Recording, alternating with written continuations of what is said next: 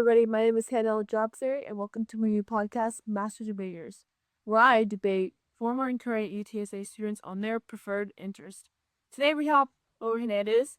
Lauren, tell us a little bit about yourself and what we're going to be debating about today. I'm Lauren. We're going to be debating about music because it's my life. I'm a music journalist and a concept photographer, and I graduated from the TSA a while ago. Very cool. Music. My music taste is very basic. You'll see with all the albums that I'm going to choose. Can you tell us a little bit more about your music taste, Lauren? So I've been trying to figure out what I like about music, or like what I like about the music I like for my whole life. My music tastes always changing, but they're also always the same kind of, if that makes sense. Like I always retreat to a couple of the same artists, but I'm always trying to find new stuff. And I feel like I listen to quite a few genres, but I'm not an expert or anything. So I'm going to show you how today's going to work. We're going to choose our toppers, their albums, that we're going to put them head to head and debate why we think ours is better than the other person's. Because the whole point of this podcast is to bring fun back to arguing. Because I don't know about you, but I love arguing with my friends. I think it's so fun. I think you can learn a lot from each other, despite, saying no one and talking with each other. I haven't listened to any of hers prior to this, so had I listened to all of yours prior to Okay, well, that should explain music takes that we have. So the first album that I'm going to choose is Tapestry by Carole King. And I feel like Carole King is an artist who just paved the way for future artists. And she has a unique sound. I feel like once you hear her sing, you know it's her. And especially on that album, it's simple. The production's not doing too much, which is going to be contrast to my number one album. But I just think, she does what she needs to do and she delivers it the right way.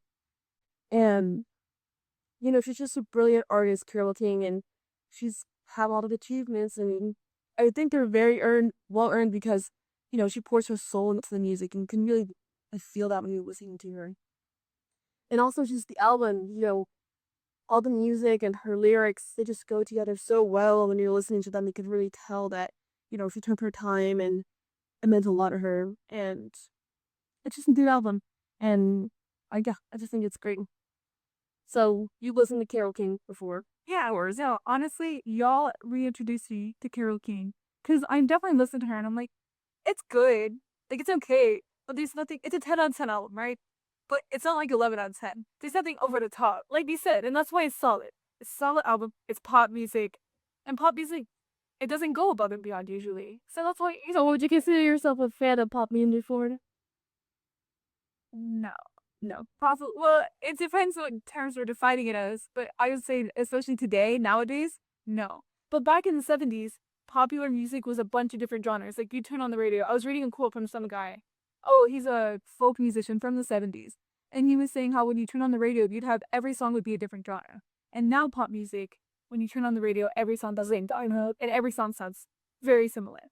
So back then, that's why Carole King's good, though, because, it's radio music, and it's solid. But yeah, it's just not something I go back to because I feel like there's artists with a similar vibe that I prefer to listen to. I prefer to listen to Demi Mitchell or Karen Dalton or other female musicians like that just because they're a little more unique and a little more raw and edgy and interesting.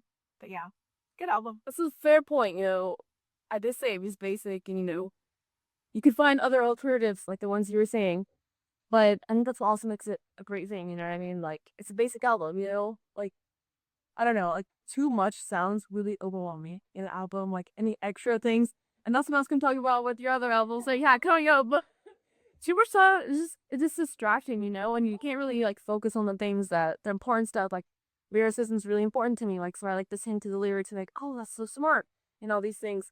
And, she just keeps it simple, and it's just, like, the basic album we could put on, like, in the background for your time party. Yeah, it's like and I feel like it's a good starter album that everyone can enjoy. You know what I mean? Like you play it on it, like, yeah, exactly. And you have like a bunch of different friends who listen to music, and all of them you can relate to. Go ahead. What's your? Okay, so when I was thinking albums, I didn't think of things that would pit well against each other. I just picked some favorite albums as of now. So the first album I chose was Cursive Domestica. On the floor,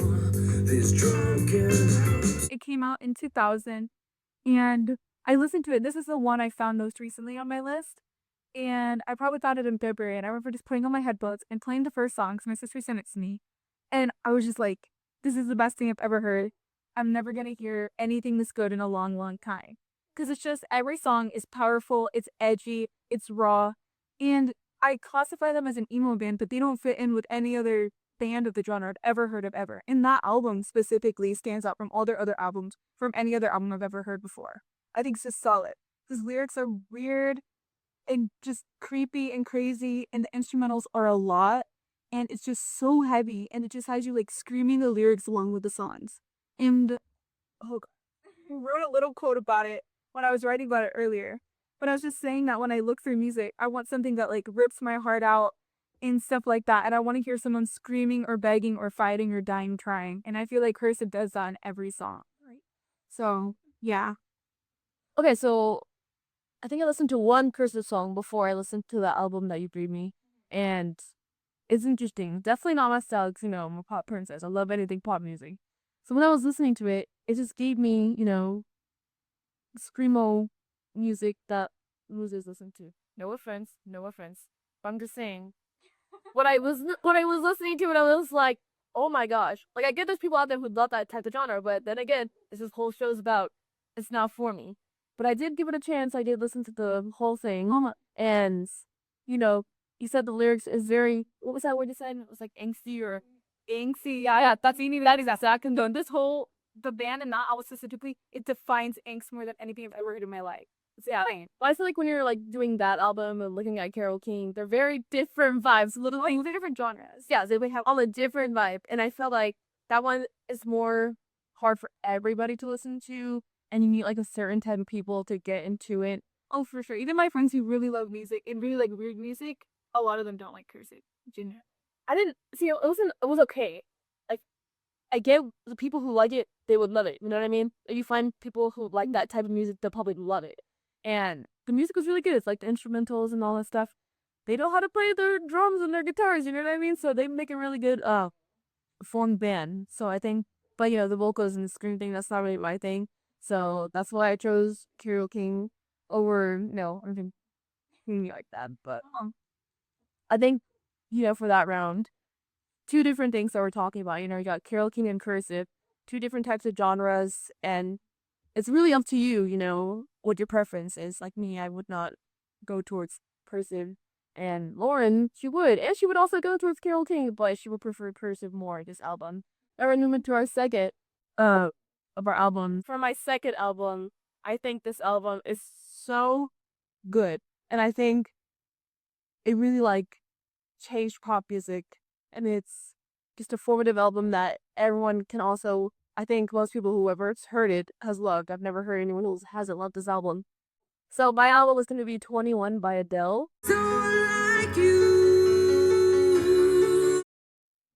Oh, so many things to say about this album. I love it so much.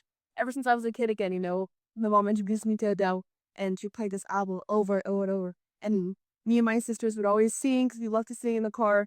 And this is the songs that really, they're so emotional, and you can really like hear her pain and her joy and all these emotions you can really hear.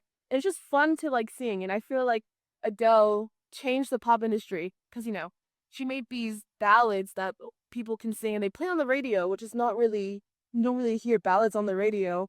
So I think she really changed that, stereotype of, just playing upbeat pop music on the radio, because she's playing Someone Like You on the radio all the time. Even still to this day, it still comes out on the radio. So I think that she showcases, the legacy that album has, and, how it can carry out through decades of different people growing up and they still go back to that album.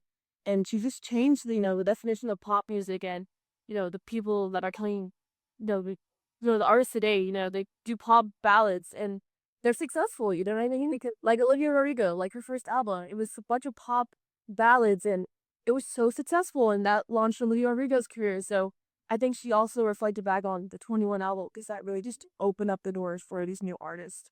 And honestly, I don't have much to add about this album because I put on my notes, honestly, this album is killer. It's because it is. I mean, every song stands out. They all stand alone as well. They all sound very different from each other. Everyone features a different emotion, different lyrics, different form. It's just a great album. This when I talk about an album that goes above and beyond, that's better than just good or solid. It's this one. This is an 11 out of 10 album. It's fantastic. Okay, so my second album, this one, okay, I'll tell you what it is first. It's Brian Eno's Another Great World. It's his third studio album. It came out in 1975. And I chose this album out of any my his brother. You want to talk about who Brian Eno is? I will, yeah. I chose his first, or I want to choose one of his first year albums because those are his best in my opinion. And the first two albums he has are more my speed because I'm very like they're very rock. They're mostly rock form, and this one switches on to like some more alien music because I think only 3 or 4 of the songs on the album have lyrics. The rest of them are ambient, so we don't have any words in them or lyrics.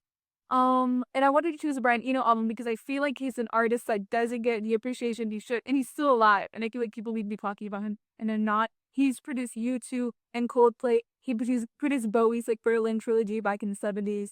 I think he produces some of the best music that's ever made, and I think his early albums are some of the best albums ever made. He was just doing crazy stuff in the studio, and this album showcases it.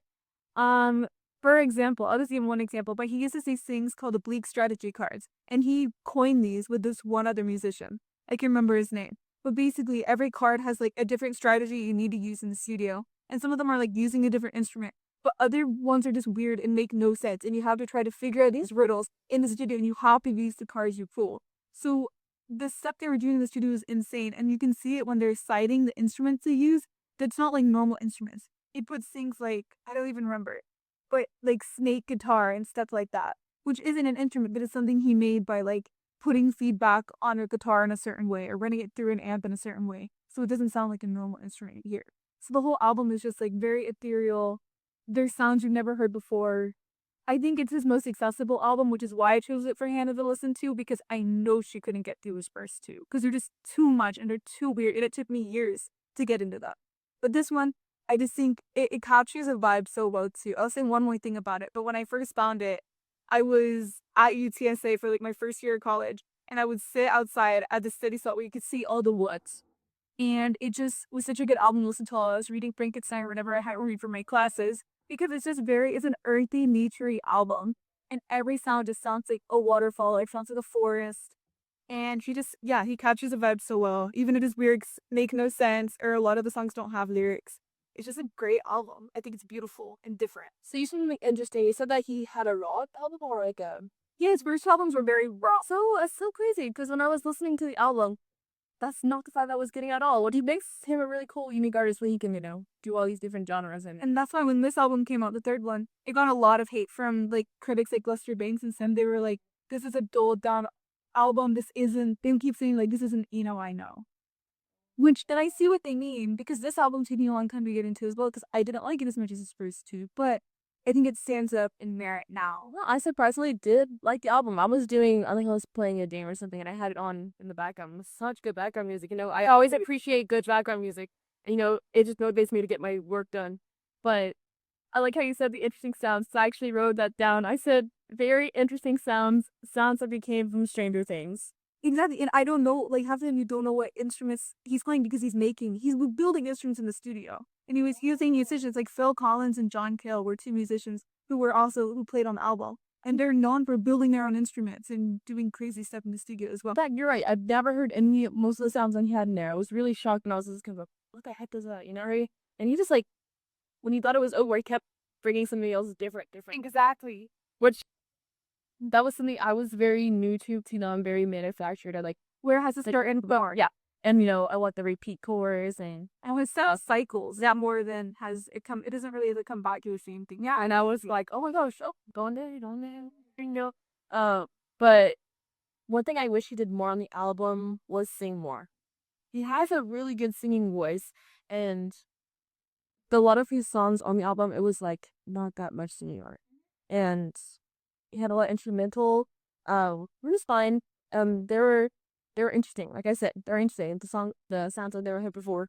And that's just something I had to get along with going through the album, which I thought used to at the end of the album. I was like, oh, okay. There's him. And this is him again. So, but he has a beautiful singing voice, and I was like, oh my gosh, he needs to sing more because he sings so good. That's the only thing I wished on the album. And that was my favorite one that I listened to at all few years. Which I'm glad you chose me a Brain Eno song or album that I did. Yeah, I would get it. They were trying to choose something accessible because, like I said, most people I know listen to a lot of music, hate him.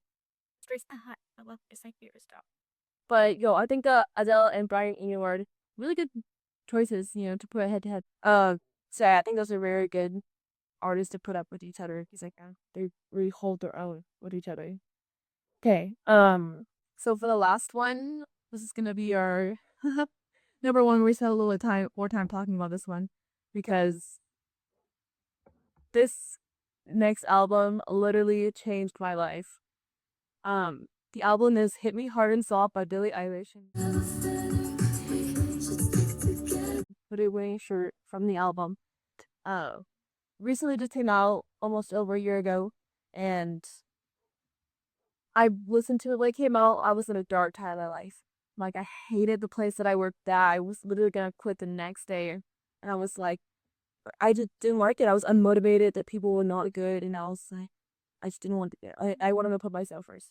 And this album came out, it really changed my whole perspective on things. I know that's crazy to say because I never believed anybody when I talk about an album, like, changing their lives.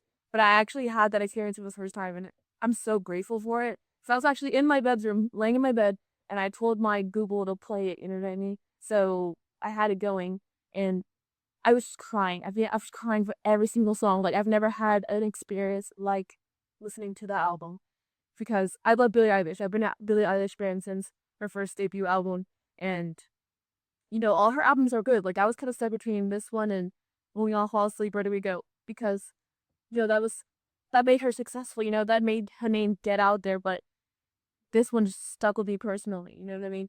If we weren't doing personally, I probably chose that one. But this one just personally is my number one favorite album.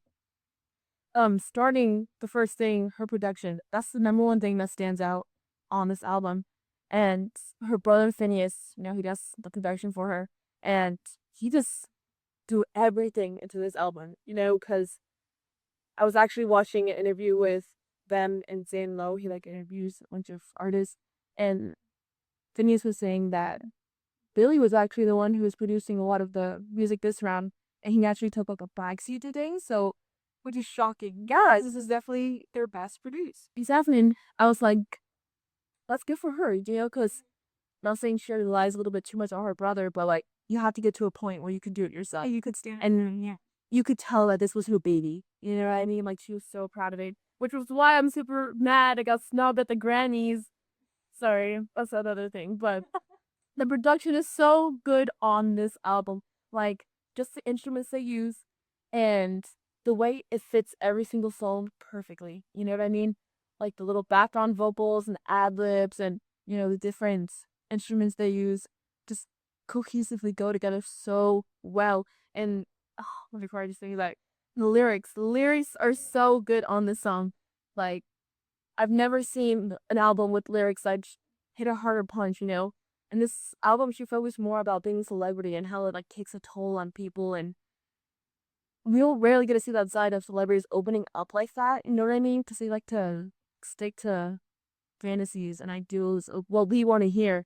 But this time she actually pushed back and described her experience, which is very emotional. It's very vulnerable for an artist to open up like that. And her vocals so good on this album. She really pushed herself into something she's never really done before. And Birds of a Feather, the song, she hits a really high belting note. And I feel like Billie Eilish is known for having a very soft and wispy with syllable voice, yeah. And I feel like she used to get a lot of hate for that. She was like, why don't you like go? Like you have a nice voice, use it. Don't be whispering or we can't hear you. And she really did do it, and Birds of a Feather, she hits a really high note, and everyone was really shocked when they heard it. They're like, "Oh my gosh, you can belt! Like, don't you can sing? So like, sing louder! Belt it out!" And you can just tell her confidence in this album is different from her last album. Happier Than Ever, it was a good album, but you could tell she was holding back a little bit. And this one, she just gave it all, and it's just something. Every single song is so good, and it cohesively works together. The album's called "Hit Me Hard and Soft," and you can really feel it. The first song is very subtle, like soft. You can hit it, and the next song hits you hard with lunch, and the title really works well with the album. And I love how the last song "Boo" references all the songs. Something that Billie Eilish has done. On her first album, she had a song called Eight that represents all the songs. So she did a note to that in this album, that I really love. And I think go on and on talking about this album and why it's perfect and how I'm so excited to go see her in concert. That's the one concert I said I'd spend money on, and I actually did it. I'm so happy she came to Texas. But yeah, it's just a great album, and I think everybody should listen to it because it really just. It also just puts it change because it's pop music, but it doesn't sound like pop music. Do you know what I mean? And I agree. I like it to say that too. You know, because you can see like Ariana Grande and Sabrina Carpenter, and then you have to put Billie Eilish in this like subcategory of pop music because she doesn't align with those two artists. You know what I mean? She has her own sound and her own look, and the way she perceives things. You know what I mean? So, Um, I listened to this album when it came out because I think you told me to listen to it, and I loved Billie Eilish in 2017. I listened to that EP she had, the yellow one, and I loved it, and I liked her first album a lot. And then ever since then, I feel like she's just gone downhill, in my opinion, because it's just not what I want to hear anymore. And it's good music, and I commend it. It's just not, like I said, I know what or I'm always trying to figure out what I'm looking for in music.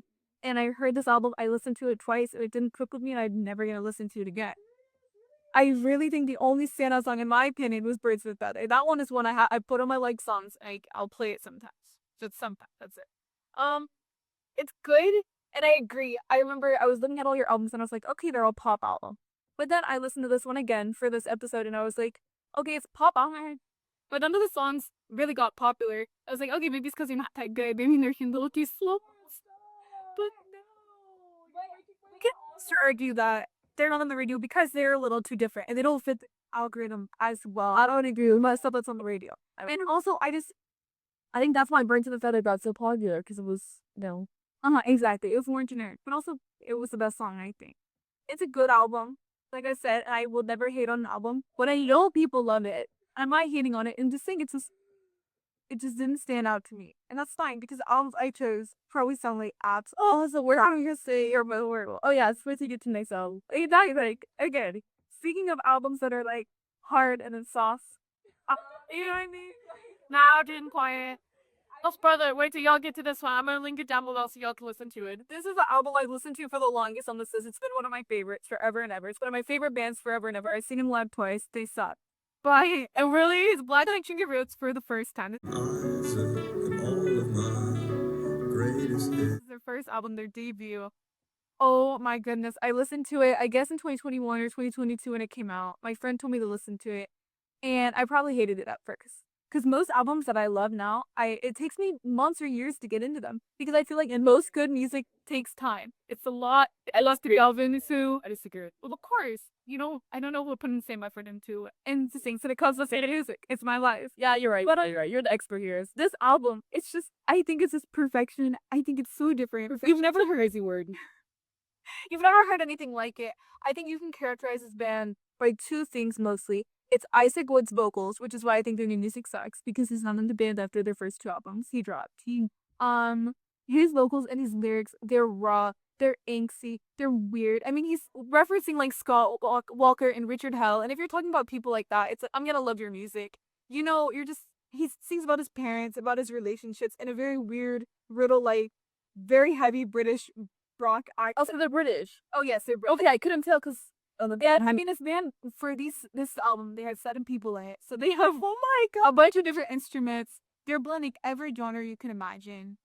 It's just so good. I mean, like Sunglasses is the best song on the album by far. It's one of my favorite songs of all time. It's just, I love it. I mean, I love them. All their songs, they're very dynamic. You know, it's very quiet and then very loud, and they'll get to the point. And I love this in music. And I know it's something most people can't stand, but it's like they push it to the very brink of being unlistenable. But it's not. It doesn't get there yet, and that's why it's so good. See, they do this crazy with instruments, right? They're just going and going and going, and it's so loud, and it's so chaotic, and it's so much you can barely hold on, and they know when to stop, and they know when they hit the climax, and it's perfect. I see some bands that'll try to do that, and then it's just songs the same for 20 or 30 minutes. It's one song for an entire set. I see other bands where it's too much and I can't listen to it. I want to like throw up because I'm like, this is actually this crap. Like, it's too much. There's no form, no rhythm, makes no sense. These people, half the band's classically trained, the other half isn't. They're blending their talents perfectly. They're blending these genres and experiences perfectly. It's a great album. I don't know how to describe this album as absolutely garbage, Lauren. No offense. Probably the worst thing I've ever listened to in my life. The way his music flows is so uncomfortable. Like, Oh, for sure. the way he sings does not match the tone of the beat. No, it's why I love. That's why I hate the music because it feels so bad too much, and it feels so morning. Don't do he's so annoying. It just doesn't. It doesn't. It's kind of like cause bro. No, it's not good. It's not good, Lauren. It's not good. I'm telling you right now. It's just, and I hate it. Like, cause the music's really, really good. The instruments are pretty good, really good. I mean, I'll give him that. But oh boy, this man's vocals is so bad. I love them So bad. I think it's the best part of the band. He sounds like a bad David Bowie. She hates David Bowie too, which is we won't get into that. I don't hate, and I mean, but don't really like. But he just doesn't. He's not a good singer. And this album was a success when it dropped. It hit like in the UK. Music critics were hailing Black Country Music as the best band of all time. Truly, when this album came out and when the second one came out, It's just a very, so people do get it. It's not just make like you have to have the style for it, and you have to have the openingness to listen to it. Like, I was a little open, but I was thinking it was a little too open. I should have stopped at the first. Well, actually, the first song off the album, instrumental, was good because there's no singing in it. So that's why. Yeah, I don't think that's a good album. But then again, we're here to debate about why ours is better. I think Lauren gave a good, statement on why she thinks it's better. So, I think I gave a better statement about why it was better. And I think most people would agree with me, but there will be people who are doing it. So, yeah. Billie Eilish and what is it? See, I don't even know. Black Country New Road. Black Country New Road. That's a mouthful. Two different things. You're really gonna love it, you're gonna hate it, or you might like both. And, thank you for listening. That's the end of our show. Lauren loves music, and I'm sure she was happy to give you her thoughts. That's all I ever want to do is talk about music. Next episode, there's gonna be a different topic. Today was a music episode. And just one more thing. It's okay to agree to disagree. Love y'all. Have a good day.